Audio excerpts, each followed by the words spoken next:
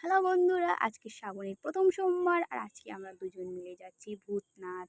স্টেশনে এসে দেখি ট্রেন নেই, আধ ঘন্টা বসার পরও ট্রেন আসেনি। তো কী করি দুজনে একটু ভিডিও বানালাম, কটা ফটো তুললাম। তারপর ভাবছি ট্রেনটা যদি আসবে, তার মধ্যে ভিড় থাকবে, তাহলে আমরা দুজন শাড়ি পরেটা যাবোটা কী করে।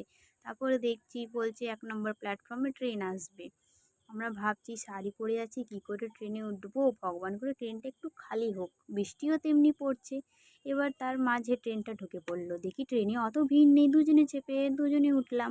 তারপর দেখি অনেকটাই ভিড় আছে, আমরা পুরো চেপে চেপে মেকআপটাও খারাপ হয়ে গেল। দুজনে বসে দেখো আমার চুল ওর মুখটা, দুজনই খারাপ মুখ হয়ে গেছে। বাক্সের কাছ থেকে সিট পেলেও কী হবে, শিয়ালদাতে নামতে হবে। দুজনেই শিয়ালদাতে নেমে গল্প করে যাচ্ছি। দেখো এবার শিয়ালদা থেকে নেমে হাওড়ার বাসটা ধরতে হবে, তাই যাই বাস স্ট্যান্ডের কাছে যাব, ওখান দিয়ে ধরবো বাস। দেখি ভিড়টা না হোক, ব্যাস দুজনেই যাই গিয়ে বাসটা ধরলাম।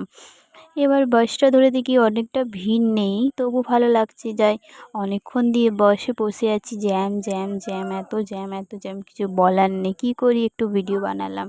ভিডিও বানানোর মাঝখানে ও বলছে, কী করছিস, এ কাকে ডাকছিস পাগল মেয়ে, মেকআপ তো এমনি খারাপ হয়ে গেছে বৃষ্টিতে ভিড়তে। এই কথা বলতে বলতে এসে গেল হাওড়া স্টেশন। দুজনে হাওড়ায় নেমে এবার গেলাম নৌকার ওখানে, টিকিট কাটলাম। নৌকা আসছে না, দুজনে ফটো ক্লিক করলাম।